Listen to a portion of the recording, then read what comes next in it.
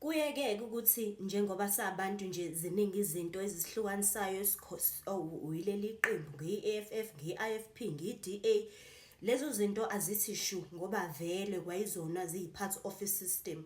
Izinto ezisihlukanisayo ngale kwezinye izinto vele seyivele ziningi nenkolo nani esezibekiwe ezidala vele ukuhlukana, the divide and conquer strategy abeza naso ukuze sikwazi ukuthi sigcine sibe kule effect esesikuyo manje ngoba ku-plane of effects vele sesidila nalento.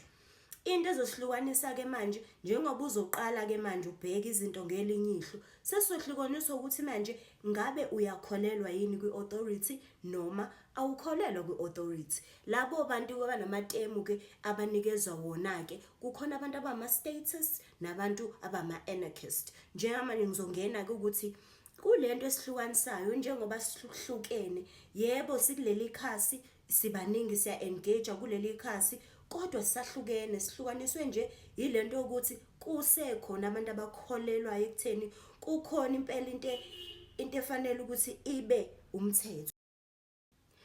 I-statist umuntu okholelwa ekutheni khona idlanzana labantu elinikezwe amandla nje wona ukuthi ke fanele ukuthi basilawule basiphathe njengoba silana nje fanele ukuthi silalele umthetho wabo. Ukholelwa ekutheni nje umuntu fanele ehleze ehambe uyo-renew license, umuntu ufanele akhokhe intela, umuntu ufanele ekhokhele lokhu nalokhu ngokwemithetho eyenziwa abantu. Uma wena enhlizweni yakho angizusho ukuthi mawunje uyazazi wena ukuthi hayi mina vele njengoba ngila ngiyakholelwa nje impela nje ekhulumeni, futhi angeke sikwazi nje ukuphila ngaphandle kwakhe, futhi asilutho ngaphandle kahulumeni. Uma wena enhlizweni yakho uzazi ukuthi uyilowo muntu, uyi-statist, itemu onikezwe lona ngokweSingisi, futhi njengomuntu oyi-statist uyakholelwa ekutheni kukhona into elungile ngalobugqila esiphansi kwabo kwi-mental slavery noma singasabanjiwe ngamaketa ngoba asibanjwanga kanje,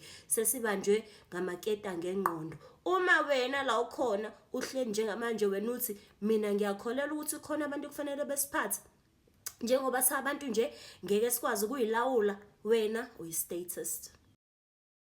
Bese kuba khona ke esithini esibizwa ngama-anarchist. I-anarchist umuntu yena owaziyo ukuthi nje akusoze kwaba khona into elungile ngento ebizwa nge-authority noma ngalomthetho lo oshawa uhulumeni, nokuthi uhulumeni fanele ukuthi uzube khona ukuze wena ukwazi ukufunctiona njengomuntu ophilayo udinga ukuthi ulawulwe, ngoba lo hulumeni okhona vele yena unobudlokombela futhi uyahlukumeza futhi ubambe abantu ngokomqondo okwenza ukuthi abantu babe yiqela, futhi lokho ku-against umthetho wendalo.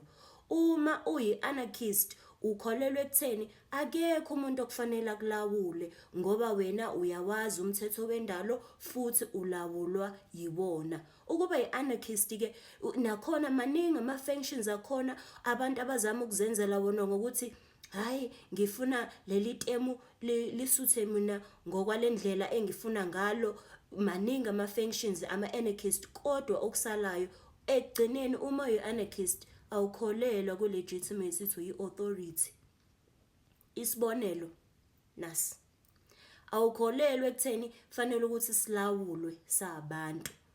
Uma ke sizoqhubeka sibe abantu zazi ukuthi mina ngiyi-statist noma ngiyi-anarchist, awukwazi ukuba phakathi nendawo, fanele ukhethe ube okodwa.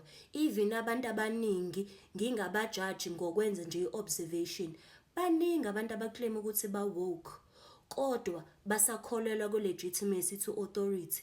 Lokho kusho ukuthi labo bantu useningi umsebenzi ekufanele ukuthi badlule kuwona, noma i-awakening yabo ijini yabo isebahambisa khona kule migudu le ekufanele ukuthi bahambe ngayo ukuze lento ekhuluma nabo, lelizwe elikhuluma nabo ngaphakathi, one day bezolalela. Ngoba ngesikhathi uvuka emaqandeni kusuka yonke into ebuwukhupha empilweni yakho lebekwenza ukuthi usilele emuva. Uma ubukade usebenza ufana nami, lento izokutshela ukuthi quit umsebenzi manje ngale kweplan, uquite ngoba uyalalela. Yilana ko sizokwazi ukuthi uthole khona inkululeko. Yila esiba khona yiqela siqhubeke nobugqila noma sithole inkululeko ngokulalela umthetho wendalo. Uma uyi-statist, ukholelwa kwe-legitimacy to i-authority yahulumeni, usazoqhubeka nje ube yisigqila. Kodwa uma ukhetha wena ukuthi mina ngiyi-anarchist, uzolandela yonke imigudu yokuthi ube yi-total anarchist ukuze uzofika enkululekweni.